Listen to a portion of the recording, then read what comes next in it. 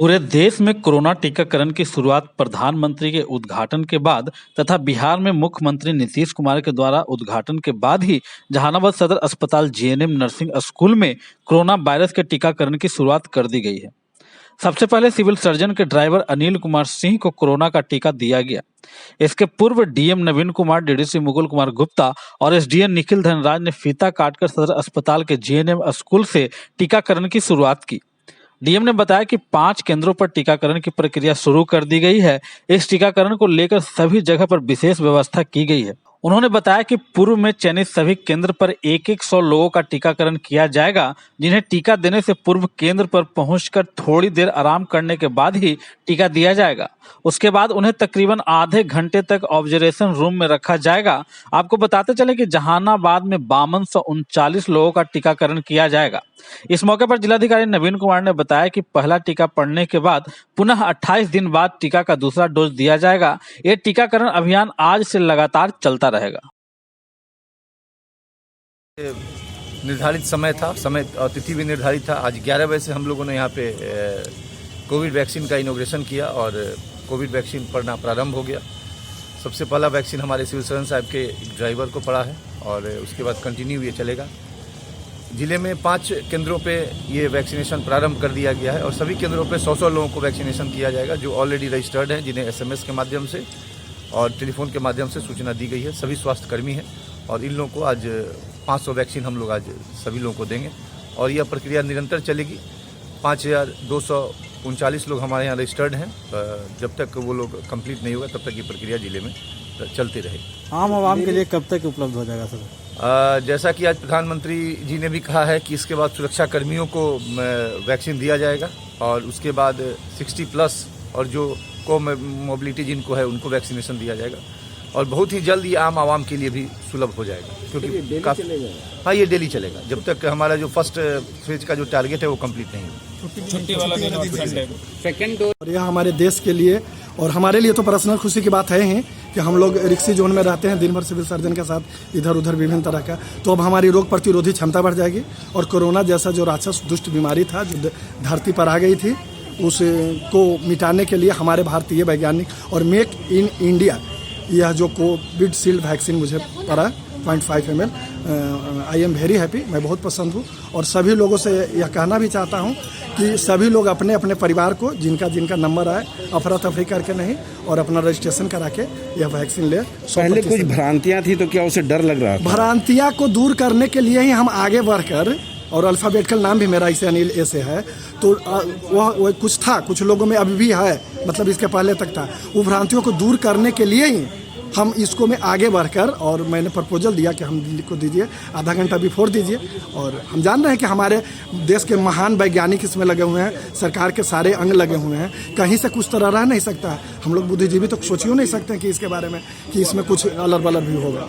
तो हम तो संदेश देंगे। मेरा चेहरा की मुस्कुराहट देखिए, मैं कितना प्रसन्न हूँ। इसके बाद अब मैं अपनी पत्नी और बच्चा तो मेरा फौज में है तो उसका भी रजिस्ट्रेशन हो गया है, तो बोल रहा था कि पापा मेरा भी हो गया है।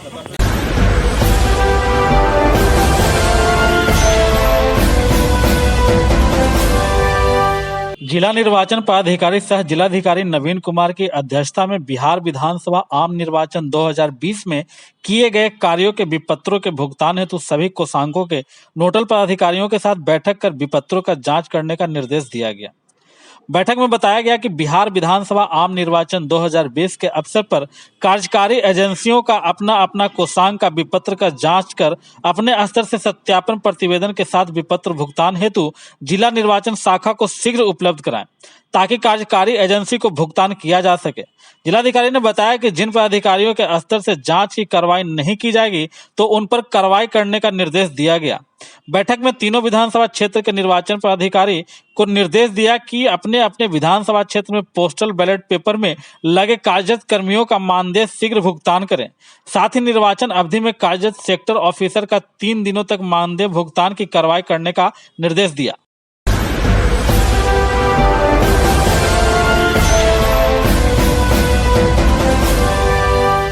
भारतीय पुलिस सेवा के वरिष्ठ पदाधिकारी अपर पुलिस महानिदेशक करुणा सागर के सौजन्य से प्रोफेसर डॉक्टर सुरेश ऋतुपर्णा पूर्व प्रधानाध्यापक दिल्ली विश्वविद्यालय द्वारा स्वामी सहजानंद सरस्वती पुस्तकालय जहानाबाद को 500 से अधिक जो किताबें दी गई उसकी प्रदर्शनी पुस्तकालय सभागार में लगाई गई। संग्रहालय के उपाध्यक्ष सीताराम शरण की अध्यक्षता में आयोजित इस कार्यक्रम के मुख्य अतिथि जिलाधिकारी जहानाबाद नवीन कुमार एवं विशिष्ट अतिथि एसडीएम जहानाबाद निखिल धनराज निपणकर रहे। समृद्धि की ओर एक और कदम शीर्षक से आयोजित इस कार्यक्रम में जिलाधिकारी नवीन कुमार ने संबोधित करते हुए कहा कि मैं आज प्रोफेसर डॉक्टर सुरेश ऋतुपर्णा एवं पुलिस महानिदेशक करुणा सागर और अश्वनी कुमार जिनके सौजन्य सहयोग से एक किताब स्वामी सहजानंद जहानाबाद को प्राप्त हुई है उन्हें धन्यवाद देता हूं। पुस्तकालय का निरीक्षण, संरक्षण, संवर्धन एवं जीवंत एक रचनात्मक समाज का घोतक है। इसका प्रमाण यहाँ देखने को मिल रहा है। मैं इस पुस्तकालय की जीवंतता को देखकर बहुत प्रसन्न होता हूँ। आज पुस्तकालय सभागार में पुस्तकों की प्रदर्शनी का शुभारंभ करते हुए मुझे अत्यंत खुशी हुई। सहजानंद सरस्वती पुस्तकालय को की समृद्धि में एक और कदम शीर्षक से आज का कार्यक्रम यहाँ आयोजित है। जहानाबाद में एक पुस्तकालय की बड़ी आवश्यकता महसूस की जाती रही है और इसकी पूर्ति 2010 में इसका शुभारंभ हुआ और तब से ये पुस्तकालय लगातार जनहित में संचालित है और बिल्कुल ही जन सहयोग से संचालित है। आज के दिन का जो ये कार्यक्रम है ये डॉक्टर सुरेश ऋतुपर्णा जो दिल्ली विश्वविद्यालय में हिंदी विभाग के पूर्व प्राध्यापक रहे हैं उनके सौजन्य से 500 से अधिक उपयोगी किताबें इस पुस्तकालय को प्राप्त हुई और यहाँ तक किताबों को लाने में या उनके द्वारा ये किताबें जहानाबाद तक आई इसमें श्रेय जाता है करुणा सागर जी जो भारतीय पुलिस सेवा में हैं, अपर पुलिस महानिदेशक के पद पर हैं, उनके ही मित्र अश्विनी कुमार जो इसी जहानाबाद सगुराबाद के नारायणपुर गांव के रहने वाले हैं, उद्योगपति हैं, उनके सहयोग से किताबें आई और इतनी ही और किताबें भी वो डॉक्टर सुरेश ऋतुपर्णा जी ने देने की अपनी इच्छा व्यक्त की।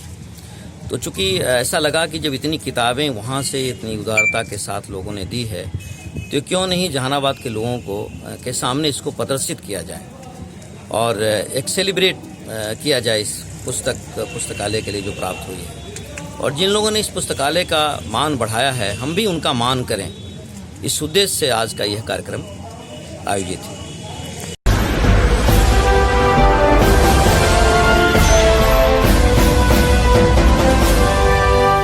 पटना से गया जाने के क्रम में जन अधिकार पार्टी के सुप्रीमो व पूर्व सांसद राजेश रंजन उर्फ पप्पू यादव का कार्यकर्ताओं ने शनिवार को NH 83 कारगिल चौक पर माला पहनाकर भव्य स्वागत किया।